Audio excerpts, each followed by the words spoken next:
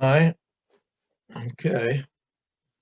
For this week, I want to conclude some thoughts that had we developed in the past weeks.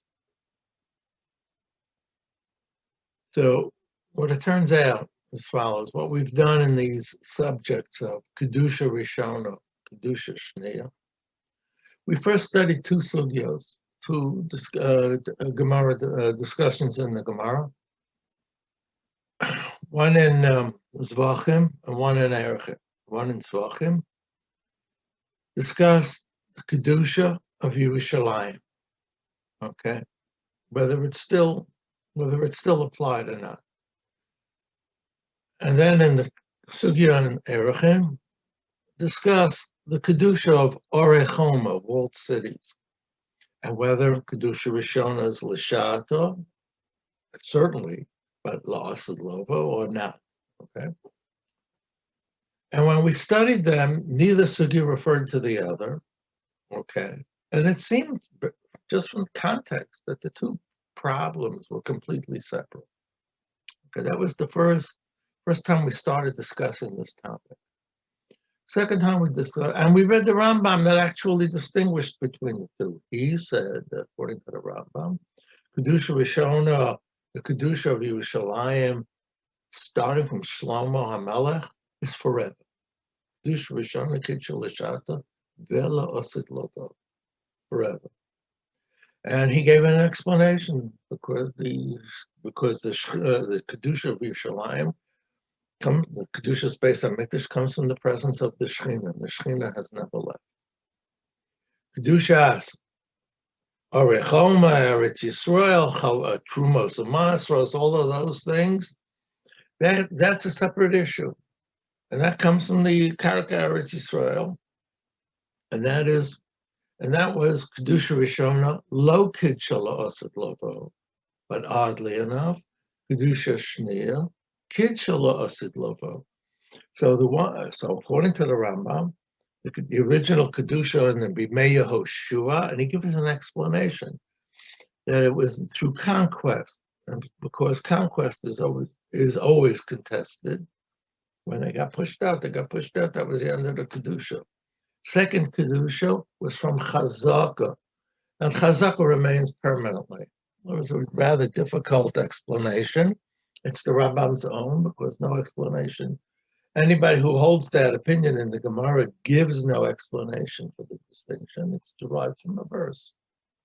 And it's derived from a verse, but a qualitative explanation of the two cases is the Rambam's Chiddush, and it's a difficult one at that. Well, the law itself is difficult, so a really easy, clean explanation is not so forthcoming.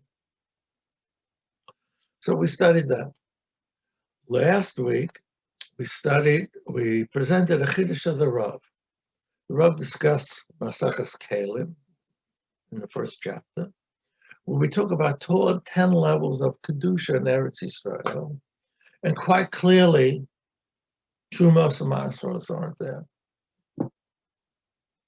Remember, it's an obvious lacuna, it's obviously missing.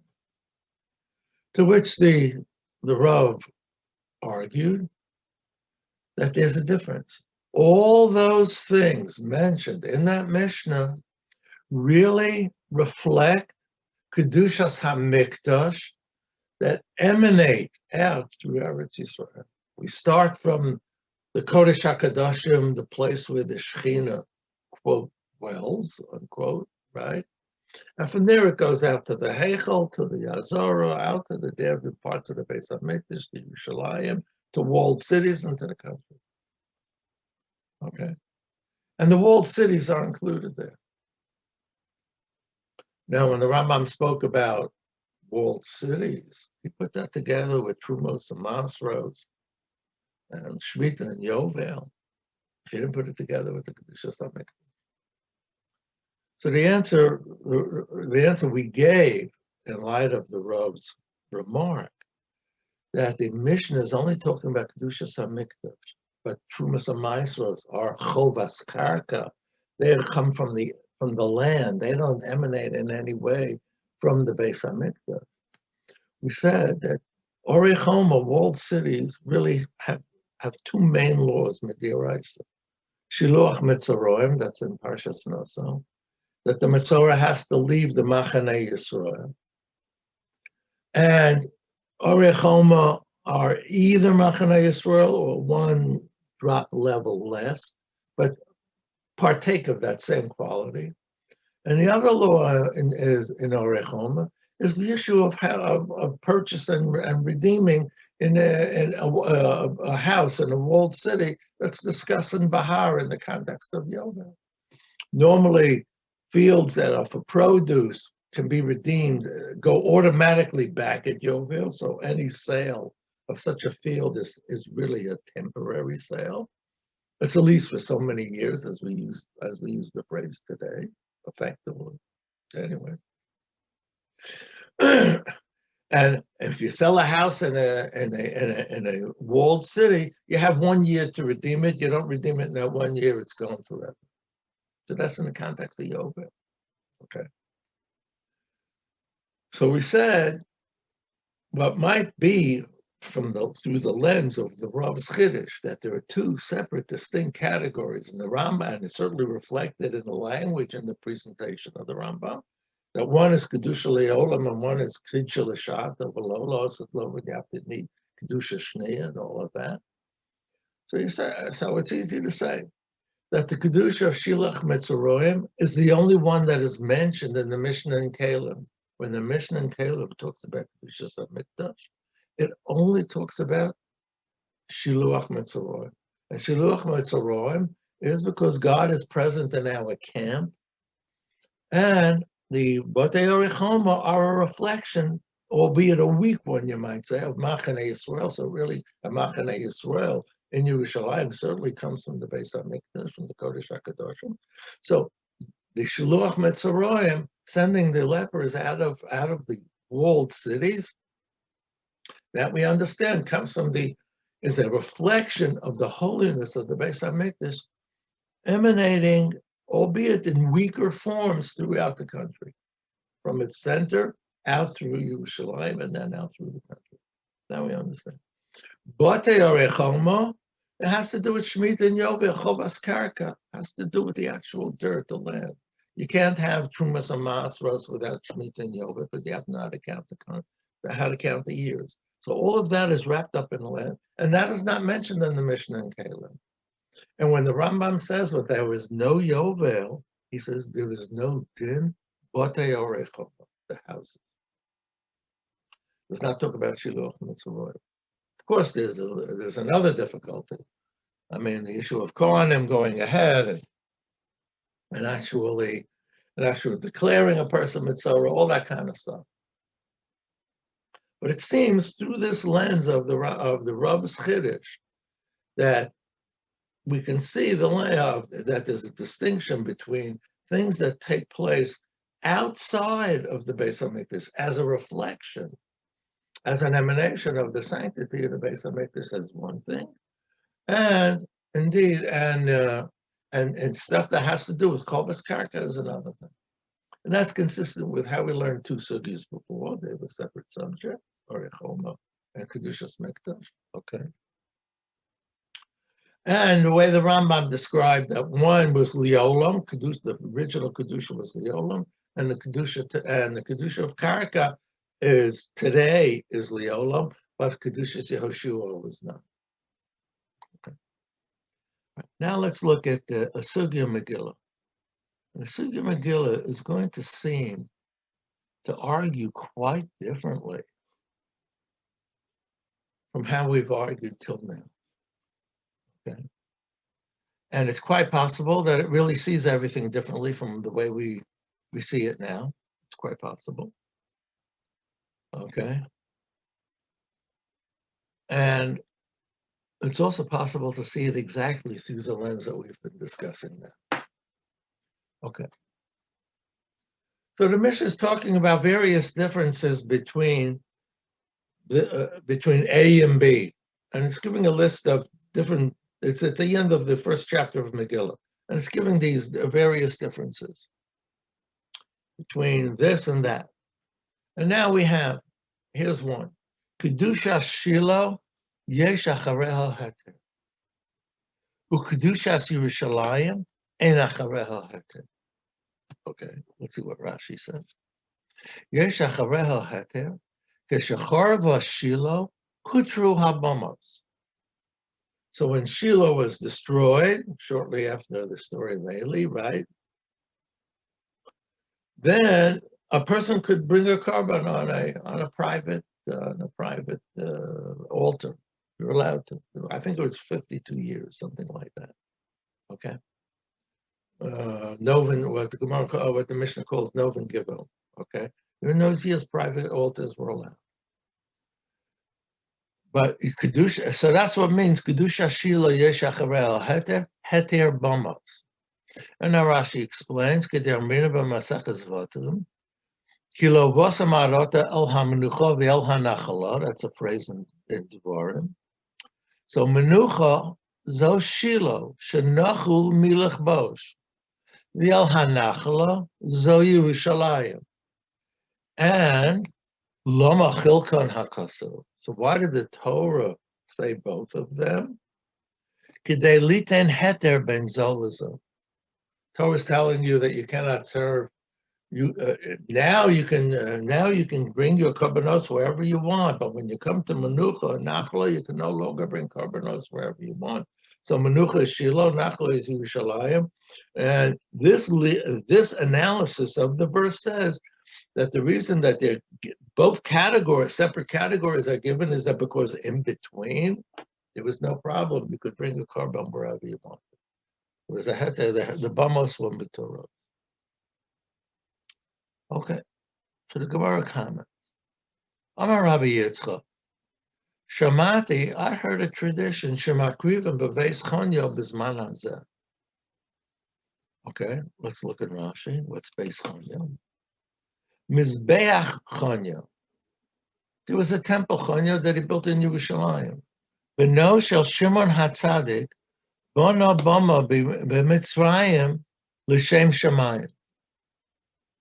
Okay. So the story is as follows: Shimon HaTzadik, of course, is smack in the middle of the second Beis HaMikdash. His son Chonyo, for whatever reason I forget, did not receive the Kahuna Gedola. He went to Mitzrayim, and they opened up a Beis HaMikdash. And the question was, and there is a question in the Gemara Menachos, whether it was l'shem Shamayim or not l'shem Shamayim, okay, or what is Avodah Zarah. But at any rate, so during this time of the second Beis HaMikdash, even if he did it l'shem Shamayim, it was totally illegitimate, because when there's a second Beis HaMikdash, you cannot bring a korban anywhere else. However, now that the second Beis HaMikdash is destroyed, Bizman Hazeh, Rabbi Yitzchak said, Shamati shemakrivim b'veis chonyo b'zman hazeh. Now that there's no Beis HaMikdash, you can bring a korban there. Kosavar, what's underlying his opinion? Beis chonyo lav beis avodah zarahi. Number one, it was l'shem shemayim, not for foreign idols, not for foreign worship. Bekasavar kedusha rishona kidsha l'shata, below kidsha li'asad lava. Okay. Excuse me.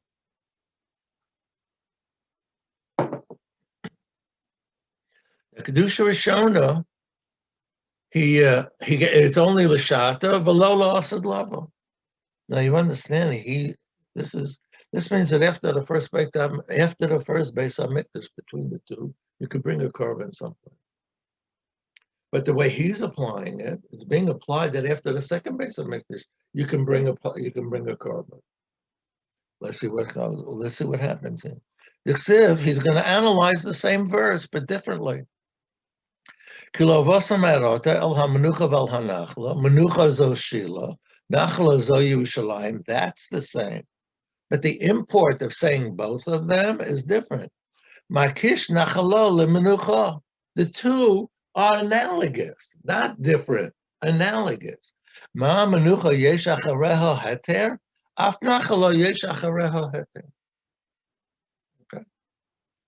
So you're allowed to bring a korban in Beis Chonyo.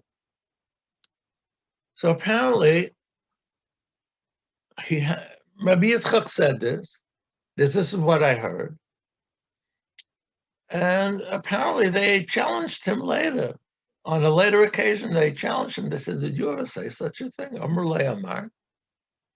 Amar lahu lo. He disowned it. He backed away. Amar Rava hu Elohim. Amara. He said it. Ugamir lo minei. And I heard it from him. I learned it from him. Okay. Well, my time, why did he go back on it? Apparently, he disowned the statement. Mishum kasha de Rav Mari, the most of Rav Mari, because the question of Rav Mari, kedusha shilo yesh achareha heter, kedusha Yerushalayim en achareha heter. That's our Mishnah. That after Yerushalayim there is no bama. V'yod Tanan, it's explicit in a Mishnah in Zvachim, mishabau Yerushalayim nesru habamos. V'lohoya lehem od heter v'hi hoisanachla. So Rabbi Yitzchak backed away from the statement because someone asked him. There are two Mishnayos, literally exactly the opposite. So what you heard had to have been incorrect. Gemara says no, Tanoihi, and it's going to quote now a discussion that we had in Zvachim. We studied this not the Mishnah, but the comments afterwards are from. The comments interpolated are from the Gemara and Zvachim. The Mishnah is in Eidoyos. Amar Rabbi Eliezer, Shamati kishahoyu bonim behechel, osim kloim lahechel, kloim laazara. I heard that when they built the hechel in Bayis Sheni, they put curtains.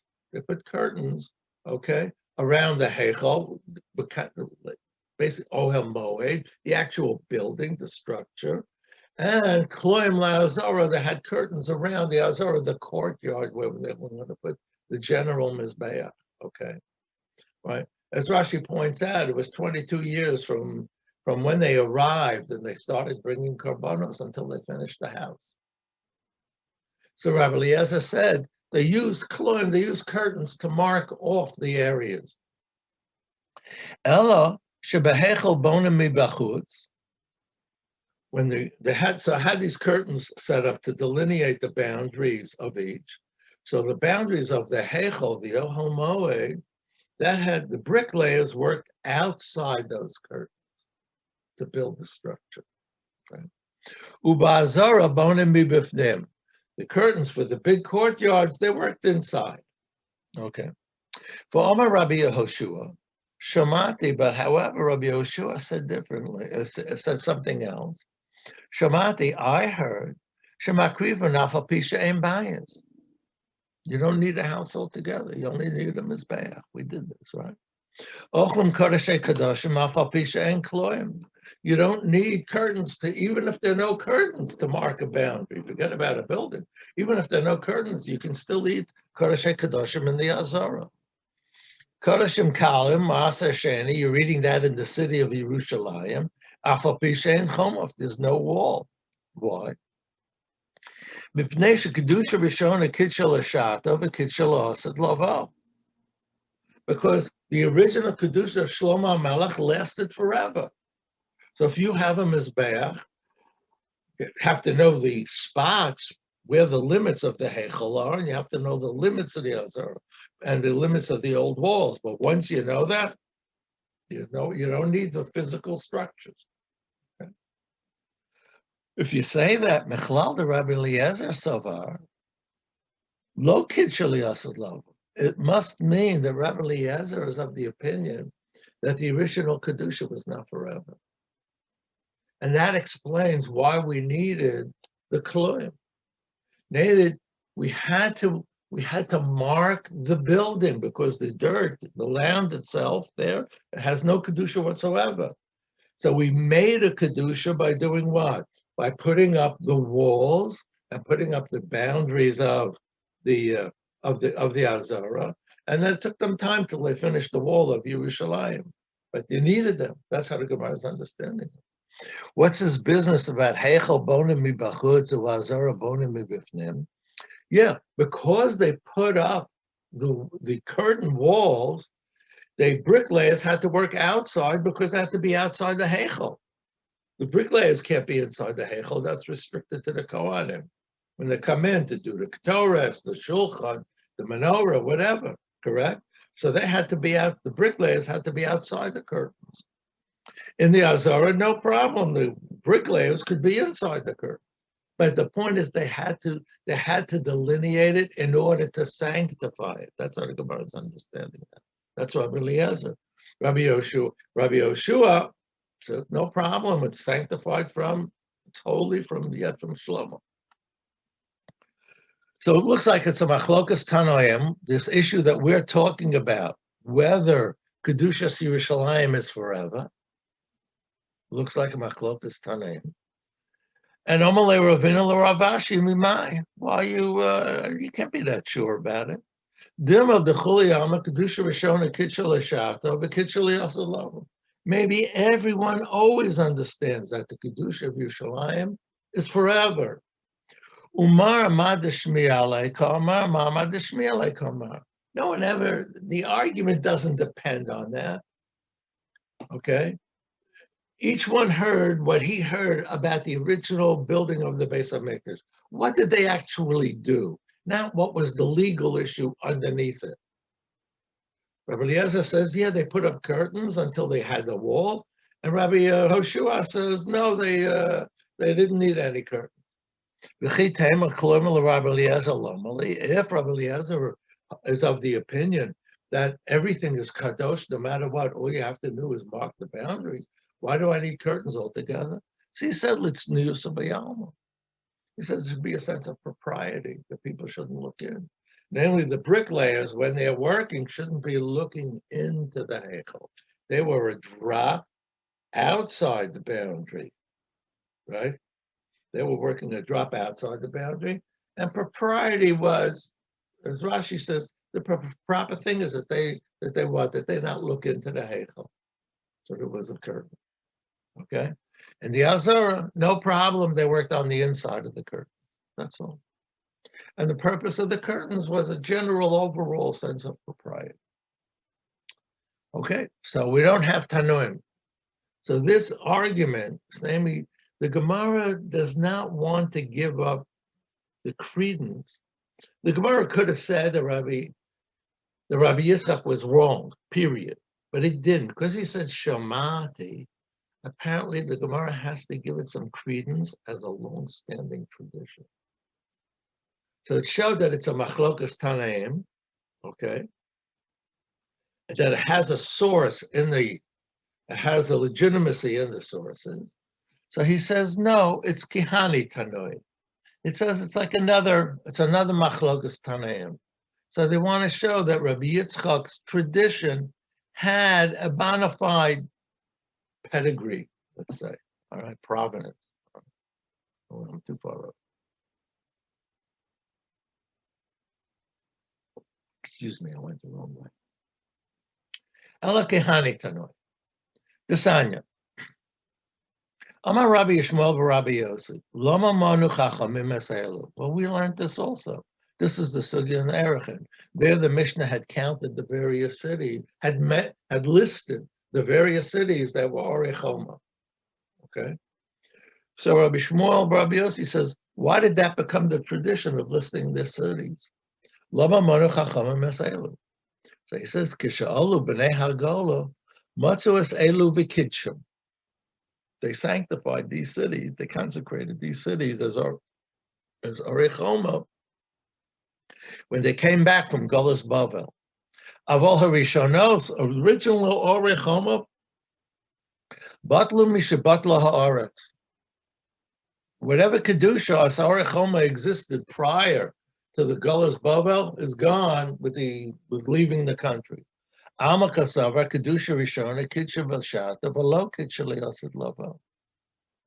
Whoa, where the Gemara, this is difficult, really, if you think about it for a moment. We're asking a question about Kedushas Beis HaMikdash, right? That's what we're asking. We're talking about Kedushas Beis HaMikdash. We're talking about Makrivin Beveis Chanya Bezman Hazeh. Is Kedushas Yerushalayim Kitcheli Osid Lovo or not? And here he's saying explicitly, the Gemara wants to say that explaining that particular difference of opinion depends on this opinion of Kitcheli below Kitcheli Osid Lovo about Orechoma. Until now, we had thought of these two as quite distinct. All right? Okay. So let's see. All right, let's finish the sugya, and then we'll. Then you'll see what I'm after. V'raminhu. Amar Rabbi Shmuel b'Rabbi Yossi. Yicheilu b'lvad hoyu. There's another quote from Rabbi Shmuel b'Rabbi Yossi about this Mishnah, where he didn't say why did they list these. He says it's this total list. There's so many more. V'alok v'anem ashishi min kolei chavel argo v'chziv kolela arim b'tzuros chomor gvoha. L'sayim ubriach, walls and locks. Lama manu chachamim eselu, kishaolu b'nei hagola matzu elu b'kidshum. He says you can't say kidshum because the rest of the quote, they're saying that the girsa in the quote is mistaken because right below he's going to say that you don't have to be mekadesh them. So he says this is parenthetical. This is not the quote. Kidshum, you're saying the quote. You're quoting the source. As saying the word kidshum,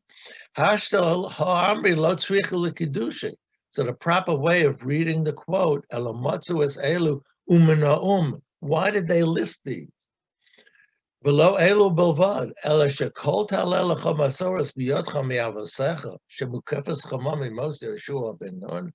Any place that you have a tradition that it had a walled city in the days of Yehoshua ben Nun. All the mitzvahs apply to it. Name all the laws of din barei, but all the dinim of orechoma apply to it.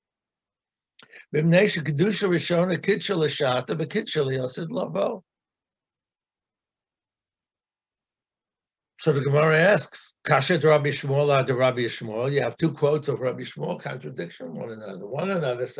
One of them says they had to consecrate and sanctify the Orei Choma when they came back, and the other one says no, they only listed them because they were sanctified automatically, because it was still left over from the first time they settled in Eretz Yisrael. So he says, Trei Tano Aliba de Rabbi Shmuel b'Rabbi Yossi. The Gemara has no choice, but it's certainly a machlokas Tanaim. And certainly Gemara has no choice that there are two Tanaim, according to Rabbi Shmuel b'Rabbi Yossi.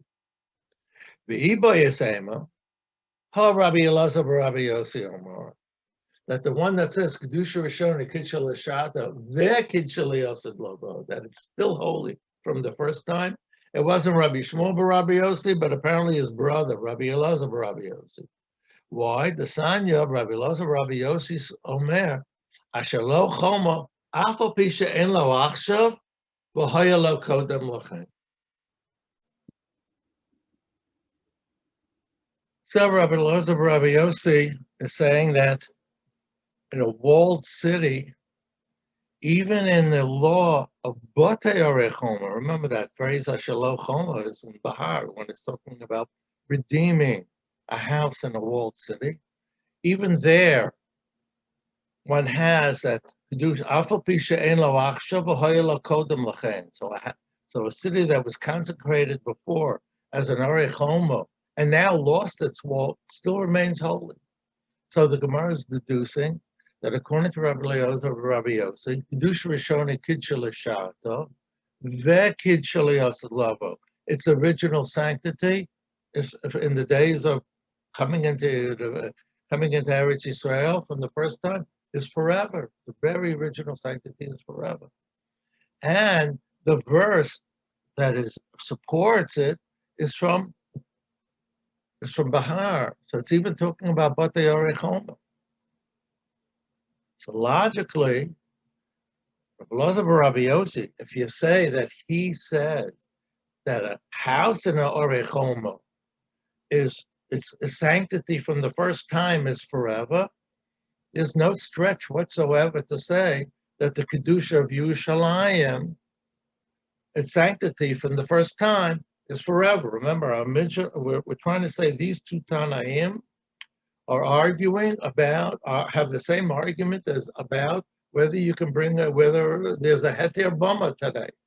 Okay, so the same way we're saying Rabbi Elazar Rabbi Yossi is saying that the first sanctity is forever with regards to Batei Orechoma. So we've deduced that for Yerushalayim it must be the same. Can't imagine otherwise.